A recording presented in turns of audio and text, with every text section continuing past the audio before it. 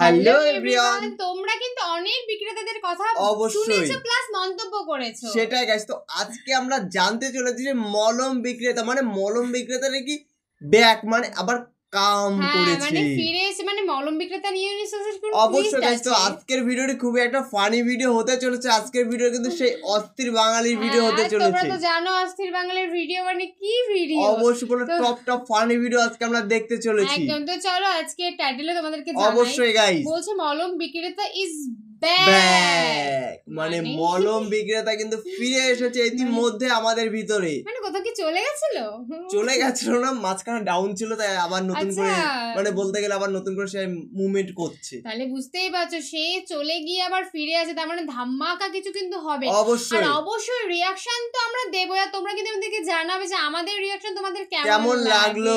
একদম তোমাদের main video ডেসক্রিপশনে চলে আসবে, প্লিজ গাইস তোমরা ওখান থেকে চেক আউট করে নিও। তো চলো গাইস আজকে মলম বিক্রেতার ডায়লগ গুলো শোনা যাক। স্ত্রী পরকিয়া করতে গিয়ে স্বামীর কাছে হাতে নাতে ধরা। ভাই বেচারি যাচ্ছিল ডেটিং এ, আর সেখানে হাজবেন্ডের এন্ট্রি। কথা আছে না, যেখানে বাঘের বয়স সেখানে রাত হয়।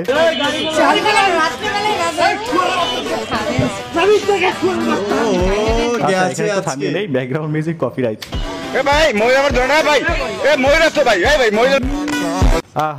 মহিলা মানুষ দেখা দরদ উতলাই পড়তেছে। মহিলা মানুষ দেখলে এক একজন মানবতার ফেরিওয়ালা হয়ে যায়। ও মাই গড, গলা পড়ছে। ছেলে পুরো অ্যাগ্রেসিভ হয়ে গেছে। তার মানে এই হচ্ছে নাটের গুরু।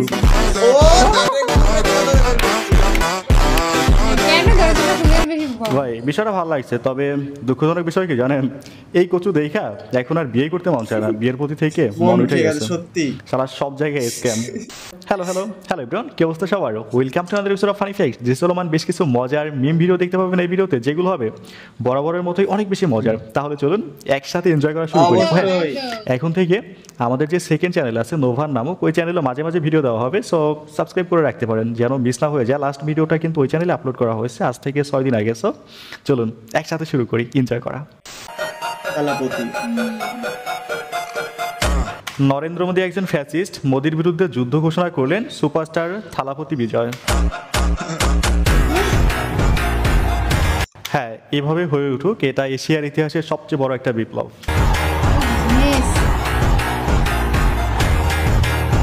ভাই গতকাল থেকে এটা ইন্ডিয়া প্লাস বাংলাদেশে প্রচুর ভাইরাল।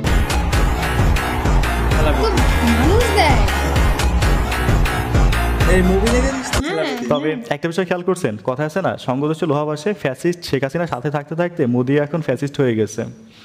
শেখ হাসিনা ফ্যাসিস্ট হয়েছে মোদির সাহায্যে, আর মোদি হচ্ছে ধর্মভীরু সহজ সরল মানুষের আবেগকে পুঁজি করে।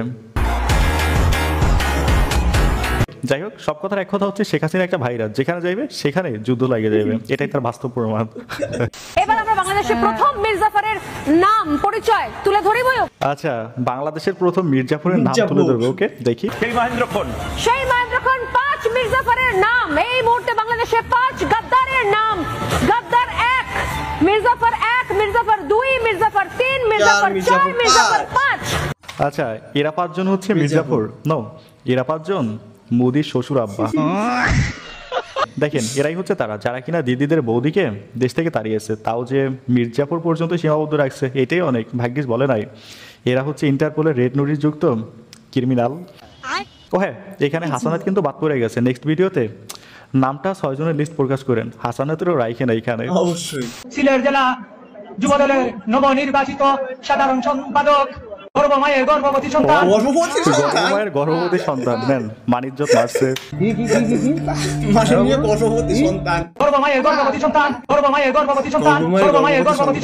আমার শ্রদ্ধাভাজন বড় ভাই মকসুদ আহমদ সাহেব। ভাই গর্ভবতী নাতার গর্ভবতী সৈনিক সালার পথে গেছে, মানে ফুটপথের কুত্তার চাইতে নাতার সঙ্গে বেশি হলে যা হয় আর কি। ভাই নেতাগুলো কিন্তু সত্যি খুব ভালো ভালো নেতা। জুতো দেওয়ার হচ্ছে কেন? চুল নষ্ট করে দিল, আগে চুল ঠিক করে নেই। জুতার বাড়ি খাক আর যাই খাক না কেন, আগে চুল ঠিক করতে হবে, পরিস্থিতি যেমনই হোক না কেন। দেব ধার করে দে, জুতা হাতে রাখলে দাম নাই। ঠিকই আছে, এলেন সব লাগছে। ভাই দুই নৌকায় পা রাখবে, মাঝখানে পড়বে না, এটা তো হইবে না। বোঝাই এবার কেমন লাগে, জুতার বাড়ি কেমন লাগে। আপনি বিয়ে করেননি কেন? দারুণ প্রশ্ন। আপা বিয়ে করে নাই কেন? দুটো কারণ, এক হচ্ছে নির্বাচন, এবং সেটা একটা অবাধ সুষ্ঠু নির্বাচন। আর দুই হচ্ছে দয়া করে আবারও বলতেছি, দেরি না করে নির্বাচনটা তাড়াতাড়ি দেওয়ার ব্যবস্থা। সর্বরোগের মহাঔষধ হচ্ছে নির্বাচন। নির্বাচন ছাড়া দেশ সুস্থ হবে না, আর আপাও বিয়ে করতে পারবে না। তবে আপনি শিওর থাকেন, যে সরকার 1 বছরেও আপার বিয়ের ব্যবস্থা করতে পারে নাই, ওই সরকারের আমলে সুস্থ মানে কাঙ্ক্ষিত নির্বাচনও সম্ভব না। দেখেন, অবশ্যই। গল্পের নাম হচ্ছে ভালোবাসায় কেন এত অসহায়। ৩৫ বছর বয়সী মাহিনুরকে বিয়ের দাবিতে অনশনে বসেছেন ৭৫ বছর বয়সী আবুল কাশেম মুন্সি। জানিয়েছেন দাবি আদায় না হলে কোনোভাবেই ফিরবেন না বাড়িতে। বিয়ে বইবে আর স্বামী নাই, আর আমার বউ নাই। ওনার স্বামীরাই আচ্ছা ভাই, এখানে কন্টেক্সট হচ্ছে এই চাচাকে বিয়ের প্রলোভন দেখিয়ে তার থেকে ৩৫ থেকে ৪০ হাজার টাকা নিচ্ছে, তারপরেই মাহিনুর নামক এই মহিলা লাফাত্তা। তবে একটা জিনিস খেয়াল করছেন, এই চাচার বয়স হয়ে গেছে ৭৫, এখনো বিয়ের কুরকুরানি কমে নাই। এর ক্যারেক্টারও ঝামেলা আছে। এই বয়সে কেন বিয়ে করতে হবে? একবার ডিপলি চিন্তা করে দেখেন, এই বয়সে এসেও টাকা দিয়ে বিয়ে করতে চায়। ইয়ং বয়সে কি করছে আল্লাহই ভালো জানে। তোমার প্রেমে যেভাবে পড়ে গিয়েছিলাম,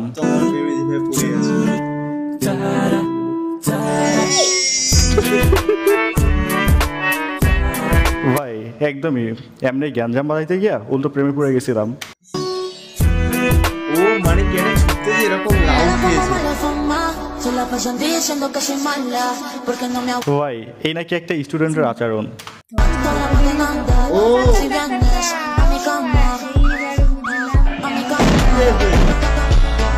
নেন ভাই, শিক্ষকরা এদের জ্ঞানের আলো আলোকিত না করতে পারলেও পুলিশ এইবার জ্ঞানের আলো ঠিকই জ্বালাই দিচ্ছে। তবে আমি শিওর এই পুলিশ সদস্য হয় ফ্রি ফায়ার অথবা পাবজি টিমের স্কোয়াড লিডার, আর তা না হলে ঢাকা কলেজের প্রাক্তন স্টুডেন্ট, এতে কোনো সন্দেহ নাই। অবশেষে তদন্তের রিপোর্ট প্রকাশ পেল। সিলেট পাথর লুটে জড়িত বিএনপি, আওয়ামী লীগ, জামাত সমন্বয়কদের সিন্ডিকেট। একেই বলে জাতীয় ঐক্য। এই নাচটা কিন্তু সেই নাচ। ওই যে কথা আছে না, সবাই মিলে করি কাজ, হারি জিতি নাহি লস। এই তো সেভেন সিস্টারের একমাত্র বড় ভাই বাবর মিয়া সেভেন সিস্টারকে স্বাধীন করতে বেরিয়ে পড়ছে। না মানে এটা আমার মুখের কথা না, ইন্ডিয়ান মিডিয়াগুলো এই ভিডিও দেখলে তাদের নিউজের হেডলাইন এইটা।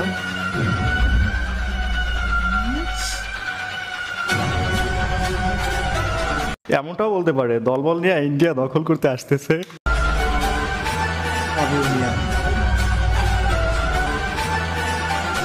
বেচারার এন্ট্রিটা সুন্দর। আচ্ছা আমি মাঝে মাঝে কথা বলতেছি বিকজ হচ্ছে এই মিউজিকটা কপিরাইট।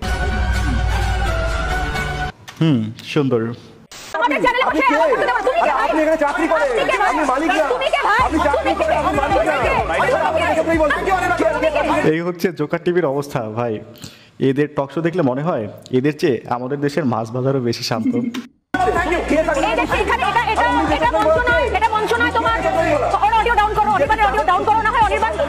ভাই কথা আছে না, ছাগল দিয়ে হাল চাষ করা সম্ভব না, এদের দিয়েও রিপোর্টিং করা সম্ভব না। হাওড়া স্টেশনের মহল বিক্রেতাদের ধরে আয় না, ক্যামেরার সামনে বসাই দিলে যা হয় আর কি।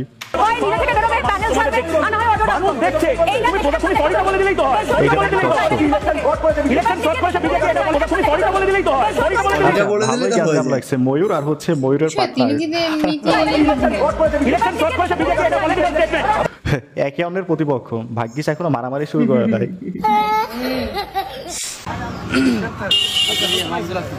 ইন্টার থার্ড ইয়ার পরে ছেলে ইন্টার থার্ড ইয়ার পরে inter third year inter third ইয়ারে পড়েন কোন কলেজে? ইন্টার থার্ড ইয়ার আছে?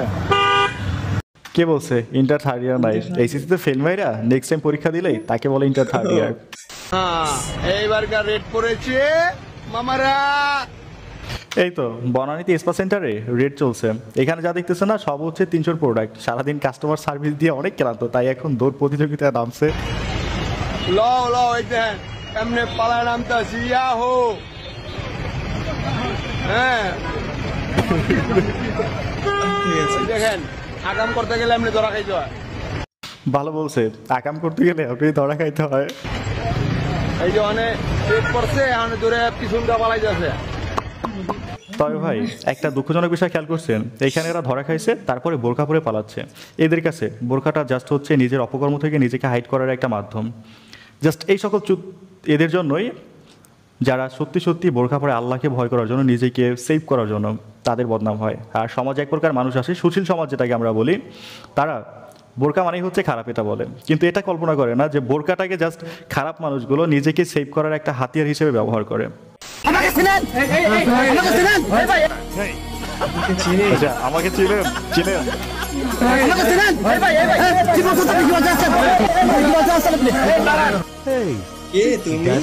বিশাল বড় হেড়ামালা লোক। আমি দল করতাম আগে আওয়ামী লীগ, বুঝছেন? এখন সুযোগ যেদিক ভালো দেখুন এটা পুরো বাস্তব কথা। আমার বাংলা কথা আমার কইতে আমার কোনো ডর নাই। নিঃসন্দেহে তুই ঠিক কথা বলেছিস। ভাই মাইন্ড ক্যাচ চিপায় পড়লে যা হয় আর কি, প্রত্যেকটা আওয়ামী লীগের মনের কথা এটা। এখন যেদিকে ঘি পড়বে সেদিকে চাটা দেবে। আওয়ামী লীগের বর্তমান অবস্থা স্রোতের জোয়ারে নৌকার মাঝির মতো, যেদিকে স্রোত সেদিকে তারা বয়ে যাবে। নির্বাচন করছেন তো আমি যখন স্বতন্ত্র করতে চাচ্ছিলাম, উনি বলল যে আসো একসাথে করি, তাহলে আমাদের নির্বাচন করা, প্রচারণা সব জায়গায় একে অপরের পরিপূরক বা সাহায্য করতে পারবো। সেই জায়গা থেকে একসাথে করা, আর সবাই যেভাবে উৎসাহিত করছে আসলে ভালো লাগছে।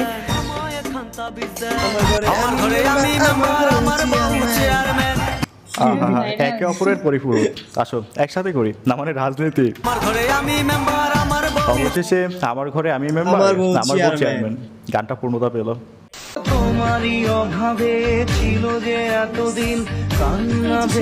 এই হচ্ছে বাংলা ছোট পর্দার নাটক, নির্বাচনের রিহার্সেল। নির্বাচন আসলে এই নাটক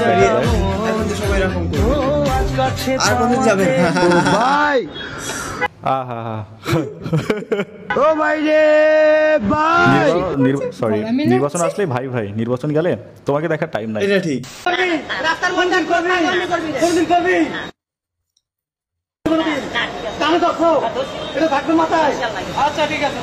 ভাই দিস ইজ নট ফানি। এই লোকটার রাজনৈতিক প্রচারণা দেখে আমাদের বেশ মজাই লাগে। তিনি কি বলছে ডাজেন্ট ম্যাটার, বাট তিনি কোনো খারাপ মানুষ না, চাঁদাবাজি করতেছে না, খুন করতেছে না, গুম করতেছে না। মাঝে মাঝে ভিডিওতে দেখি এই লোকটা ফুটপাতে খায়, কোনো একটা মাজারে যেন ঘুমায়। তিনি খুব সহজ সরল একটা মানুষ। আপনার আবার যেমন বাক স্বাধীনতা আছে, তারও আছে। তার মন চাইছে একটা রাজনৈতিক দল করবে, করুক না, সে একা তার জনকল্যাণ পার্টি নিয়ে মজা করে, আমরা দেখে মজা নেই।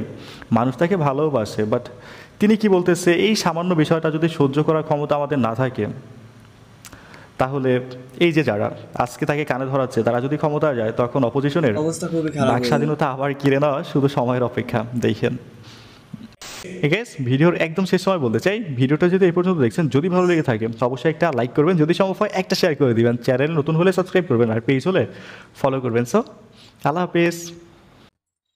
তো গাইস কি বলবো, আমি একটা জিনিসই এখনো ভেবে উঠতে পারছি না যে এখনো বাংলাদেশে কেন ভোটটা হচ্ছে না, নির্বাচনটা হচ্ছেই না। মানে অবশ্যই আগের বছর থেকে মানে ডক্টর ইউনূস আসার পরে আজ পর্যন্ত কিন্তু নির্বাচন হয়নি এখনো। কারণ বাংলাদেশে একটা নির্বাচন দরকার, নির্বাচন না হলে কিন্তু দেশের অর্থনৈতিক দিকতে দেখতে গেলে সবটা দিক কিন্তু পিছিয়ে যায়। তারপরেও কিন্তু নির্বাচন হয়নি বলেই কিন্তু অনেক জায়গায় প্রচুর সমস্যা হচ্ছে, প্রচুর মানুষের মধ্যে নিজেদের মধ্যে বিরহ করছে, নিজেদের মধ্যে সমস্ত কিছু করছে।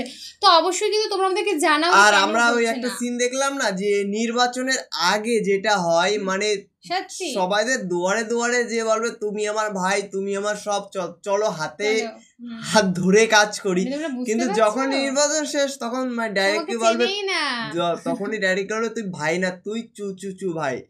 মানে বুঝতে পারছো কি বললাম গাইজ, ওপেনে তো কিছু বলা হয় না, মানে যা না তাই। মানে নির্বাচনের আগে তুমি মহান, আর নির্বাচনের পরে তুমি আহান হয়ে যাবে। অবশ্যই তোমাকে চিনবেই না গাইজ। ওই যে ধান হাতে হাতে ধান করছে, ওসব ধান, তোর ধান না হলো কোনো ব্যাপার না ভাই।